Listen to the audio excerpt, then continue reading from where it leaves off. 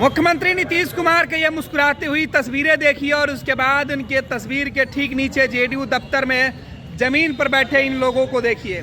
ये लोग जेडीयू के कार्यकर्ता हैं, पिछले कई सालों से खून पसीना देकर जनता दल यूनाइटेड का झंडा बुलंद कर रहे थे, लेकिन आज अपनी अनदेखी को लेकर प्रदेश कार्यालय के अंदर धरना पर बैठ गए हैं। कह रहे हैं कि पार्टी के अंदर बड़ी गड़बड़ी हुई है, धांधली हुआ है और इस गड़बड़ी के लिए अब न्याय चाहिए। न्याय उसी से चाहिए जिसके ऊपर यह आरोप है कि उसने गड़बड़ी किया है। प्रदेश कार्यालय और प्रदेश के नेताओं के ऊपर आरोप है और प्रदेश के नेताओं से ही न्याय के मांगने के लिए बक्सर से जेडीयू के नेता पटना पहुंचे हैं। सुबह होते ही दफ्तर का दरवाजा खुला और बाहर से बक्सर से आए कार्यकर्ता यहाँ पे जम गए हैं। नारेबाजी हो रही है और कहा जा रहा है कि हमें न्याय दे। दरअसल बक्सर में जिला अध्यक्ष के चुनाव के लेकर पूरी प्रक्रिया शुरू की गई थी और उस प्रक्रिया में शामिल जिस व्यक्ति को निर्विरोध घोषित कर दिया गया था उसका नाम लिस्ट में नहीं है।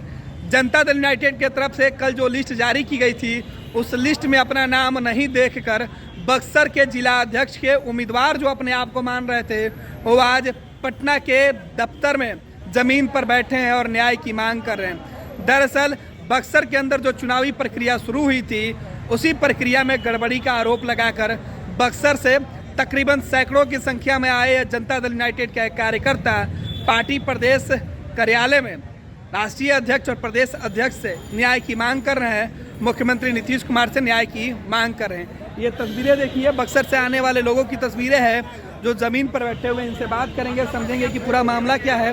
हालांकि इसके पहले जो इनके नेता हैं अशोक कुमार सिंह, इनके बयानों के बाद उनका बयान भी आप सुनिएगा।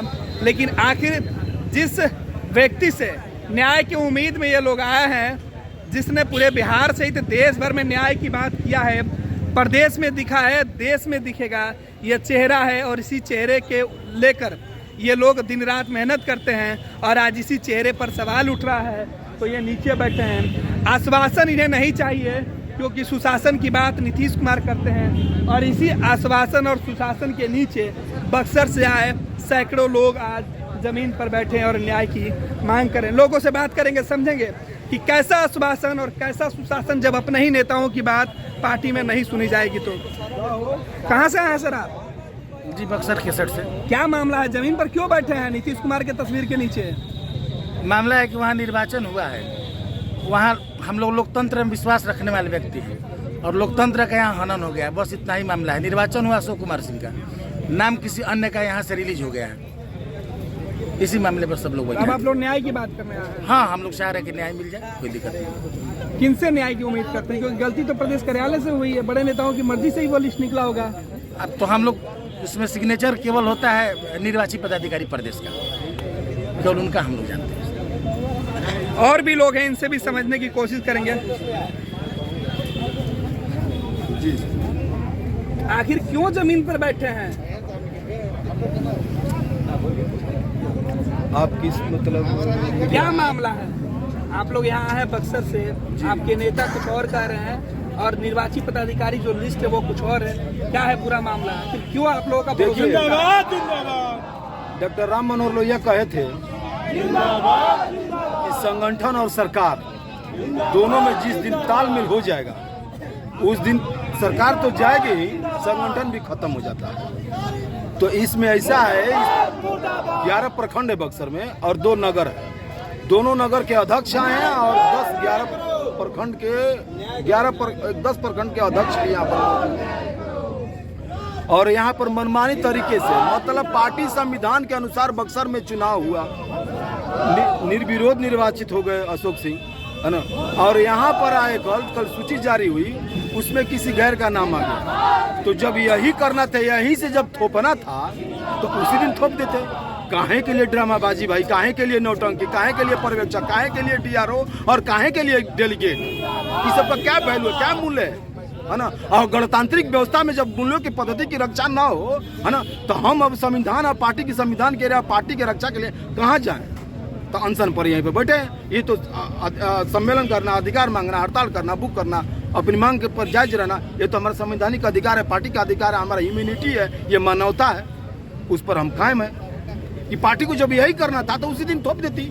लेकिन काहे के लिए पर्यवेक्षक, काहे के लिए DRO, काहे के लिए डेलीगेट, काहे के लिए प्रखंड अध्यक्ष, काहे के लिए नगर अध्यक्ष? फिर उनकी वैल्यू क्या है, उनका मूल्य क्या है, पार्टी में उनका मूल्य क्या है, यही हम जानना चाहते हैं, दूसरा कुछ नहीं। मतलब जो पूरी प्रक्रिया हुई वो दिखावा, हाँ दिखावा हुआ प्रक्रिया। और इसके बाद जो होना था पार्टी ने यहाँ पर कर दिया, तो यही काम वहाँ शुरू में कर देती पार्टी वहाँ पर, तो हमको कोई ऑब्जेक्शन नहीं था, किसी को कोई दिन रात जो मेहनत कर रहे थे सब पानी पड़ गया, बस पानी पड़ गया।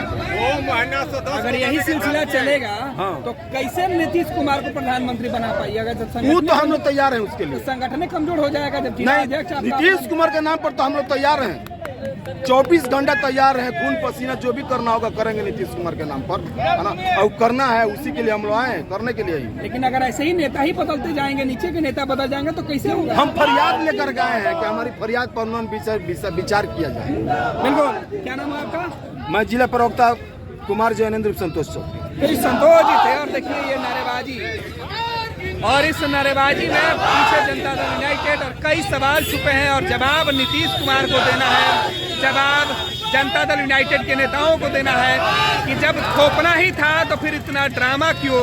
अगर ड्रामा ही करना था तो फिर पटना से ही नाम फाइनल कर देते, ना ही किसी सदस्यता अभियान की जरूरत थी और ना ही किसी प्रकार दिखावा। जी आज आप लोग यहाँ पार्टी दफ्तर के बाहर धरना क्यों दिए हैं? पार्टी का सर सिस्टम है कि सदस्यता रसीद 3 साल पर चलता है, सदस्य बनते हैं लोग। हम लोग भी सदस्यता रसीद में भाग लिया, हम लोग भी बनाया।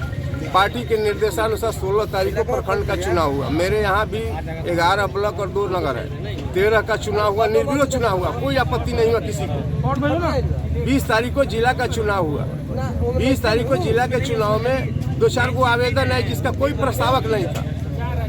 इसके बाद सर्वसम्मति से सारे डेलीगेट्स ने एक स्वर में हमारे नाम का उन्होंने हाथ उठाकर समर्थन किया। जो इस प्रक्रिया में DRO और पर्यवेक्षक दोनों लोग उपस्थित थे, दोनों लोग सहमति दिए, दोनों लोग ने रजिस्टर को क्लोज किया।